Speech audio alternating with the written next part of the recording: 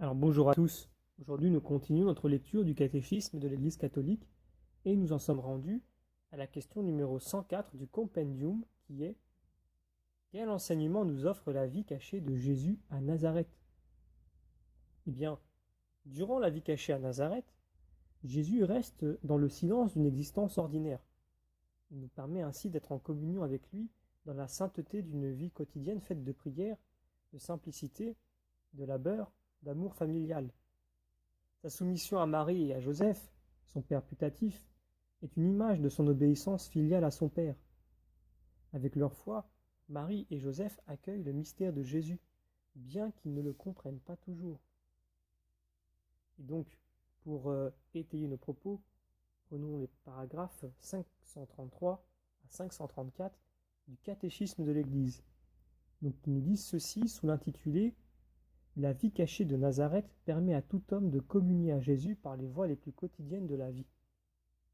Donc, Nazareth est l'école où on commence à comprendre la vie de Jésus, l'école de l'Évangile, une leçon de silence d'abord. Que naisse en nous l'estime du silence, cette admirable et indispensable condition de l'esprit.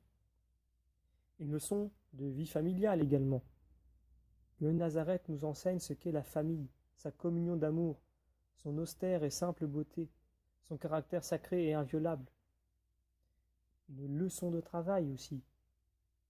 Nazareth, ô maison du Fils du charpentier, c'est ici que nous voudrions comprendre et célébrer la loi sévère et rédemptrice du labeur humain, comme nous voudrions enfin saluer ici tous les travailleurs du monde entier et leur montrer leur grand modèle, leur frère divin.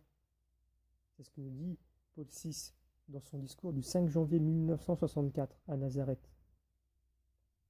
Le recouvrement de Jésus au temple, en Luc chapitre 2, est le seul événement qui rompt le silence des évangiles sur les années cachées de Jésus.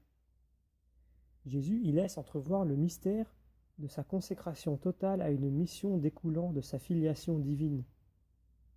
Ne saviez-vous pas que je me dois aux affaires de mon Père? Marie et Joseph ne comprirent pas cette parole, mais ils l'accueillirent dans la foi. Et Marie gardait fidèlement tous ses souvenirs en son cœur, tout au long des années où Jésus restait enfoui dans le silence d'une vie ordinaire.